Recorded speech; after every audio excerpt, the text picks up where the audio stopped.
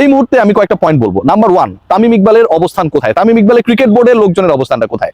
তামিম ইকবাল এবং তার ক্রিকেট বোর্ডের অন্তত 4 জন director right now they are in India, এবং ভারতে তারা গিয়েছেন আমি যতটুকু জানি সেন্টার অফ এক্সেলেন্স, মানে যেই সেন্টার অফ এক্সেলেন্স ক্রিকেটারদের উৎকর্ষ সাধনের জন্য যেই সেন্টারটা নির্মাণের পরিকল্পনা বছরের পর বছর যে স্বপ্নটা ছিল সেটা বাস্তবায়ন করতে গিয়ে ইন্ডিয়া থেকে কিছু এক্সপেরিয়েন্স এনে এক্সেলেন্সের জায়গাটাকে সেটাকে অ্যাপ্লাই করা যায় কিনা সেই কাজে কোথায় গিয়েছেন? ইন্ডিয়ায়। নাম্বার 2 যেটা, সেটা হচ্ছে ভারত এখন পর্যন্ত তারা তাদের অবস্থান দেখুন। এর আগে ভারত যে গত বছরের অগাস্টে বাংলাদেশে এসে খেলবে না সেই ব্যাপারটা কিন্তু ভারতীয় ক্রিকেট বোর্ড, ভারতীয় সরকার আগেই জানিয়ে দিয়েছিল যে তারা ওই সময় অপারক টু প্লে বাংলাদেশের এগেনস্টে ইন বাংলাদেশ, অনেক আগে জানিয়ে দিয়েছিল। এবং তারপরে তারাই ডিসাইড করেছিল যে সেপ্টেম্বরের যে সময়টা, যে শিডিউলটা রয়েছে, যেখানটা একটা ফিক্সচারে ব্ল্যাঙ্কস রয়েছে, সেখানটায় বাংলাদেশের বিপক্ষে তারা শর্ট ফরম্যাটে খেলবে। এখন যেই ভারত এর আগে জানিয়ে দিয়েছিল, এবং সেটা জানিয়ে দিয়েছিল হচ্ছে সেই অগাস্ট আসার আরো অনেক আগে, অথচ 2026-এর অগাস্ট এসেছে প্রপোজড যে ফিক্সচার সেটা হচ্ছে সেপ্টেম্বরে, আর মাত্র কদিন পরেই তারা এখন পর্যন্ত তাদের কোনো অবস্থান ক্লারিফাই করে নাই যে এবারও তারা খেলছে না বা খেলবে না, এরকম কোনো কিছু না। বরং যে ডিসকাশনটা চলছে, যেই আলোচনা চলছে, Tamim Iqbal what he said, তিনি বলেছেন যে এই ব্যাপারে তার কাছে প্রপার কোনো আপডেট নেই। কারণটা তিনি প্রপারলি বলেন নাই, বলতেও পারেন না, এরকম একটা বড় মজলিসে। কারণটা হচ্ছে পুরো আলোচনাটা হচ্ছে গভর্নমেন্ট টু গভর্নমেন্টে।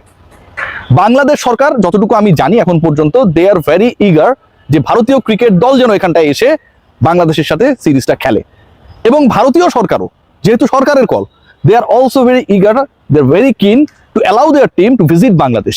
এই দুই গভর্নমেন্টের মধ্যে বাংলাদেশে ভারতের এই বাইলেটারাল সিরিজ ওয়ানডে অ্যান্ড টি-20 তিনটা 6টা ম্যাচকে কেন্দ্র করে কোনো ধরনের আপত্তির জায়গা নেই। কিন্তু থাকে না যে ধরেন মানে প্রেমিকার সাথে প্রথম দেখা হয়েছে অনেক দিন পর, না যে আপনি যাকে চাচ্ছিলেন তাকে পায়ে গেছেন, শুরুতেই ওই মেয়েটাও আপনারা পছন্দ করছে, কি শুরুতে এসে আই লাভ ইউ বলবে, একটু সময় দিতে হয়।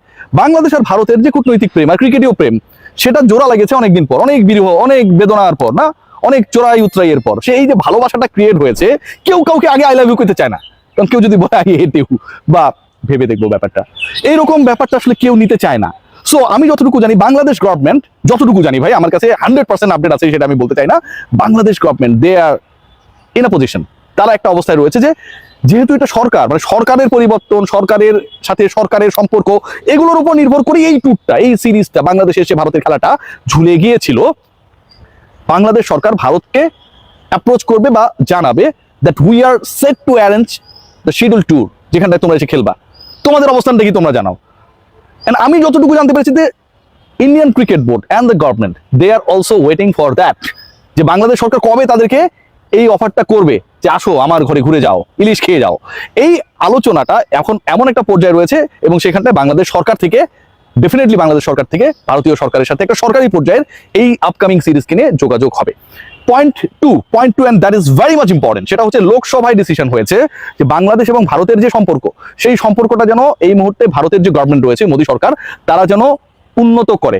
বাংলাদেশিদের ভিসা প্রসেস থেকে শুরু করে ভারত এবং বাংলাদেশের প্রিভিয়াস রিলেশনশিপে যেখানটায় ছিল সেই একই জায়গাটায় যেন দুদেশ পৌঁছাতে পারে, সে কারণে ভারতের লোকসভা তারা একটা প্রতিবেদন দিয়েছে।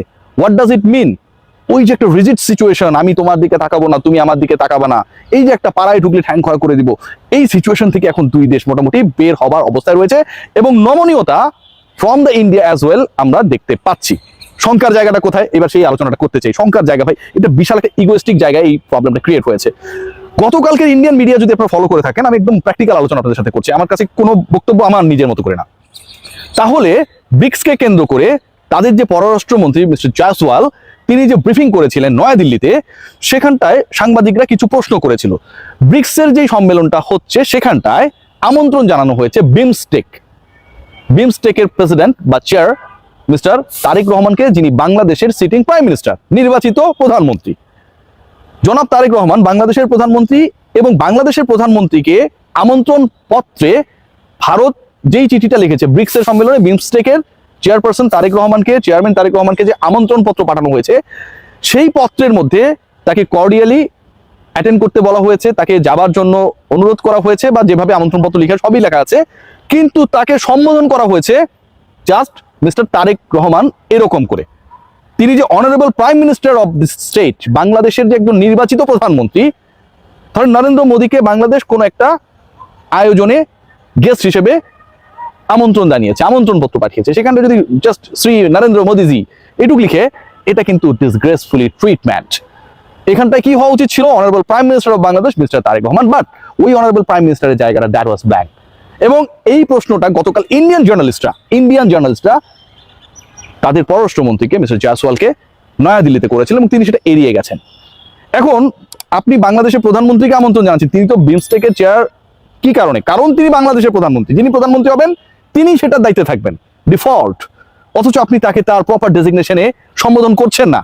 It's totally a disgrace for our prime minister, right? এই ইগোর জায়গাটায় বাংলাদেশ আসলে কিভাবে রিয়াক্ট করে, that is also a very important point, যেটার উপর ডিপেন্ড করবে হোম অফ ক্রিকেটে ভারত এবং বাংলাদেশের আপকামিং সিরিজটা হবে কিনা।